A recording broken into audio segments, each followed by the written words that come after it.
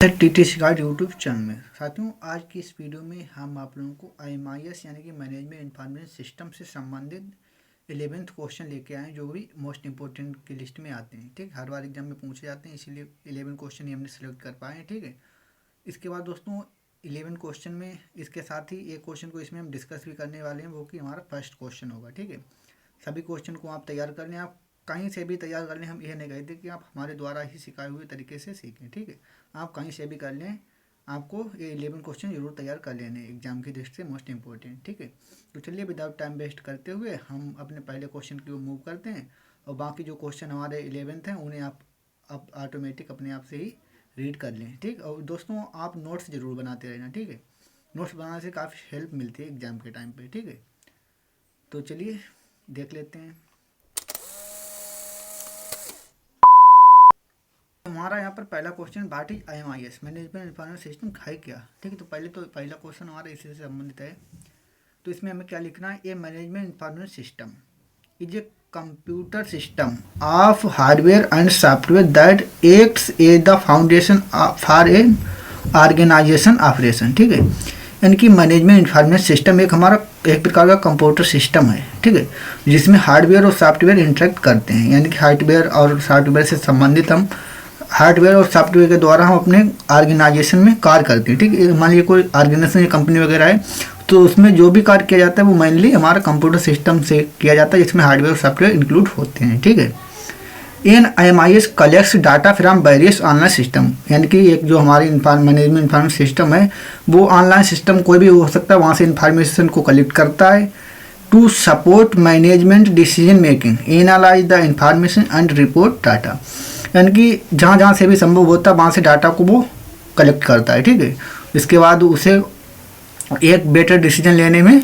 उसे एनालाइज किया जाता है और इन्फॉर्मेशन को रिपोर्ट के फॉर्म में तैयार किया जाता है। ठीक है, इसके बाद अगर दूसरे शब्दों में कहें तो in an organization it is utilized for information coordination control analyze and visualization, यानी कि एक जो हमारे ऑर्गेनाइजेशन होती है उसमें जो इन्फॉर्मेशन होती है उसको यूटिलाइज किया जाता है।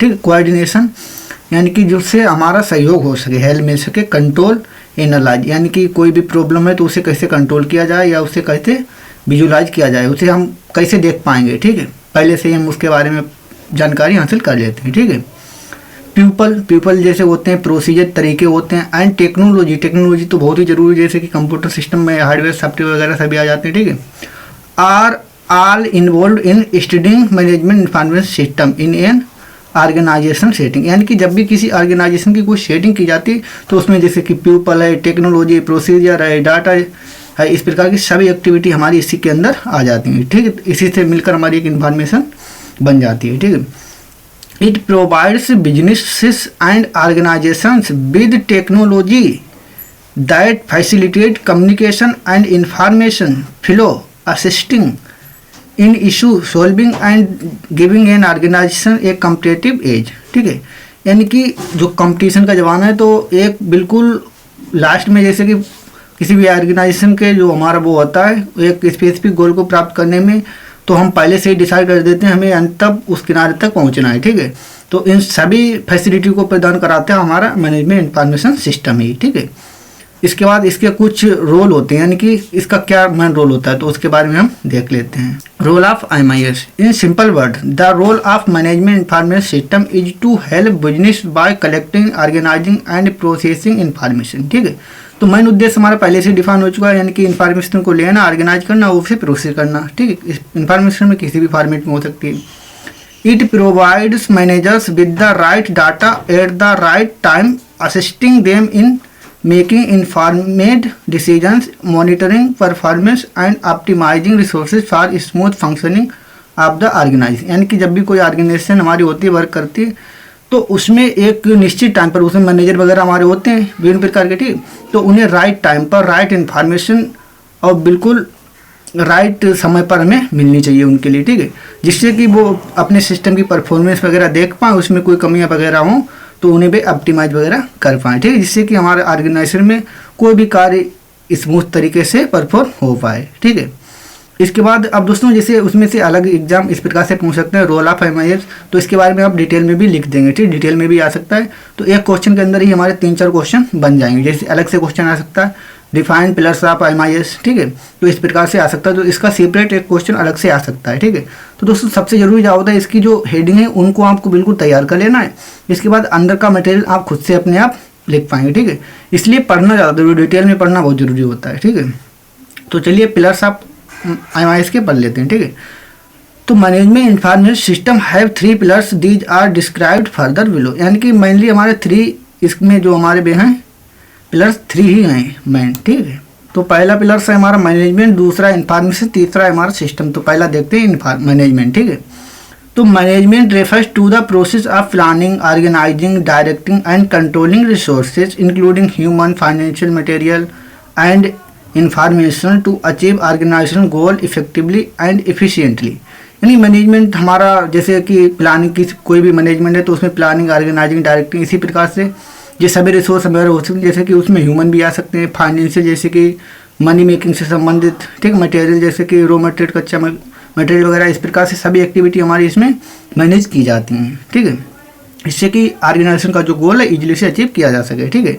It involves coordinating the efforts of individual and purpose within organization to accomplish task and objective in line with the organization mission and vision।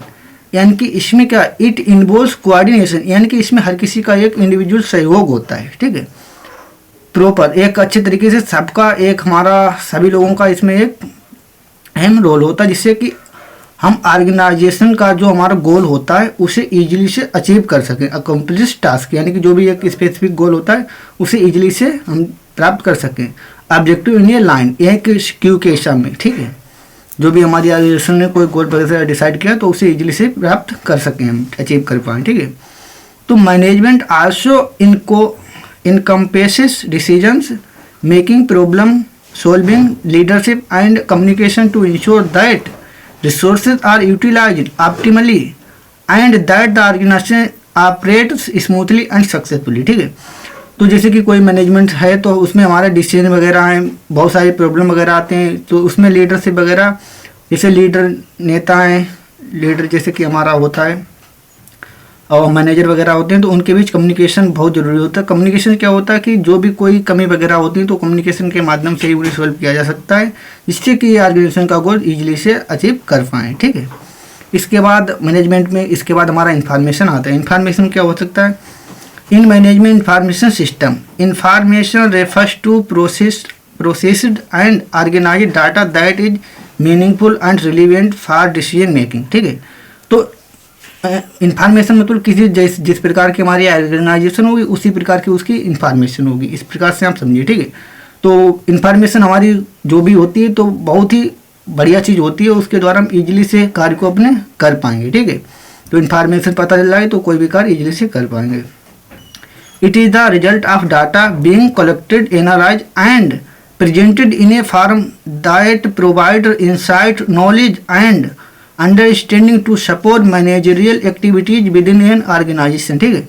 मान लीजिए एक ऑर्गेनाइजेशन है, उसमें अगर हमें इन्फॉर्मेशन मिल जाएगी, ठीक है, तो उसकी इंटरनल एंड एक्सटर्नल एक्टिविटी को हम ईजिली से ऑप्टिमाइज कर पाएंगे, उसे समझ पाएंगे, ठीक है, जिससे कि उसकी गहराई तक हम जा पाएंगे, एक बढ़िया अंडरस्टैंडिंग के साथ अपनी एक्टिविटी को परफॉर्म कर पाएंगे, ठीक है। तो information in MIS is a valuable asset, ये एक हमारा वैल्यूएबल एसेट कह सकते हैं, ठीक है। विदाउट इन्फॉर्मेशन कुछ भी नहीं कर सकते किसी भी ऑर्गेनाइजेशन में, ठीक है। तो ये हमारी बहुत ही वैल्यूएबल इन्फॉर्मेशन होती है। एडिंग इन स्ट्रेटेजिक प्लानिंग, यानी कि हमारी जो रणनीतियाँ वगैरह बनाने में योगदान करते हैं हमारी इन्फॉर्मेशन, ठीक है, यानी किसी कार्य को किस प्रकार से किया जाए। Problem solving and overall decision support for the efficient functioning of the organization, यानी कि हमारी ऑर्गेनाइजेशन में जितने भी कार्य होते हैं वो हमारे सभी इन्फॉर्मेशन के द्वारा ही सॉल्व किए जा सकते हैं, ठीक है। इसके बाद लास्ट है हमारा system. In management information system, a system refers to a set of interconnected component, ठीक, जो इंटरकनेक्टेड एक दूसरे से जुड़े हुए कंपोनेंट होते हैं उन सभी का एक स्ट्रक्चर हमारा सिस्टम कहलाता है, ठीक है। Working together to achieve a common objective, ठीक है, साथ साथ काम करते हैं वो हमारे सभी कंपोनेंट और एक कॉमन ऑब्जेक्टिव को प्राप्त करते हैं।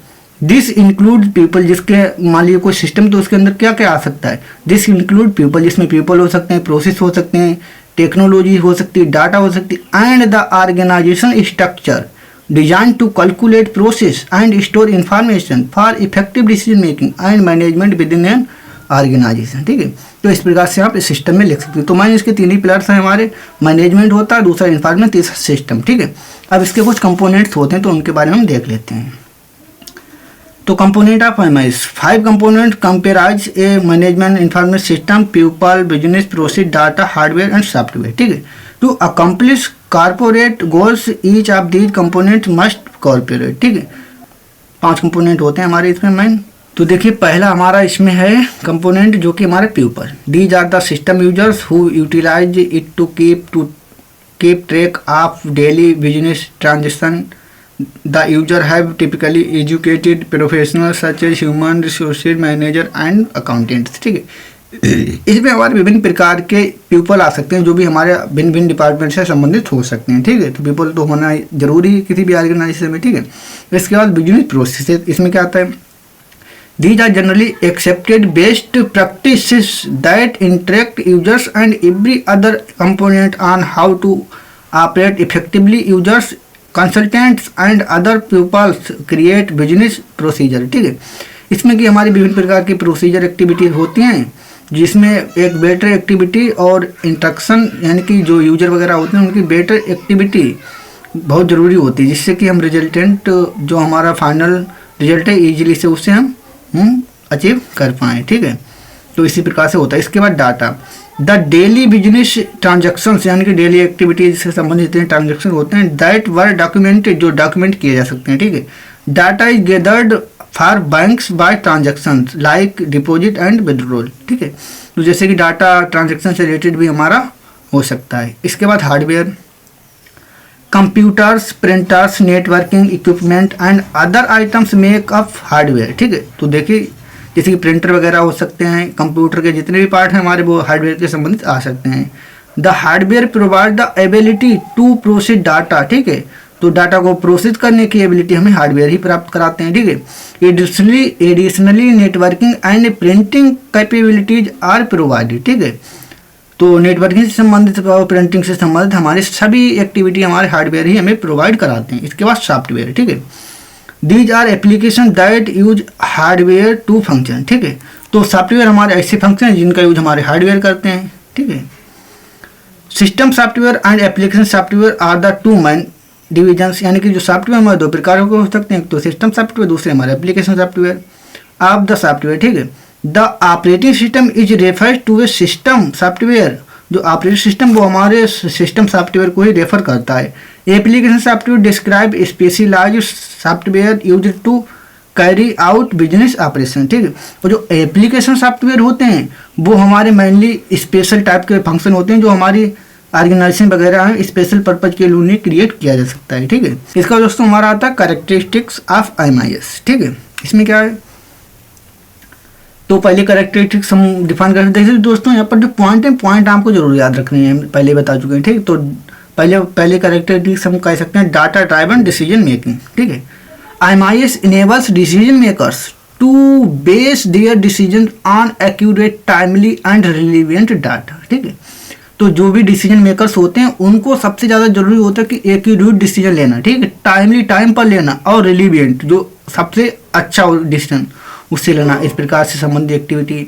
इसके बाद information accessibility, provides easy access to information, information का इजी एक्सेस होना। ठीक है, फॉर ऑथोराइज यूजर, यानी कि जो उसके अधिकारी उन्हीं लोगों के पास इंफॉर्मेशन को इजी प्रोसेस कराना। ठीक है, एट वेरियस ऑर्गेनाइजेशन लेवल, जो भी ऑर्गेनाइजेशन के भिन्न भिन्न प्रकार के लेवल है, जैसे upper level, low level, middle level, उसी प्रकार से उन्हें जो ऑथोराइज पर्सन है उसी को इन्फॉर्मेशन मिल पाए। ठीक है, integration of component involves the seamless integration of people, process, technology, data and feedback mechanism। ठीक है, तो फीडबैक का मैकेनिज्म इसमें बहुत ही ज़रूरी होती है जो कि हमारा सेमलेस इंटीग्रेशन को पीपल को कराने में हेल्प करता है। ठीक है, इसके बाद गोल ओरिएंटेशन। ठीक है, align with organization goals and objective, supporting strategic planning and execution. ठीक है, जो भी हमारी ऑर्गेनाइजेशन का एक मेन गोल होता है, ठीक है, तो उसे प्राप्त करने के लिए हमारी भिन्न भिन्न प्रकार की जो हमारी रणनीति है प्लानिंग द्वारा उन्हें परफॉर्म किया जाता है, उसका एग्जीक्यूशन किया जाता है। ठीक है,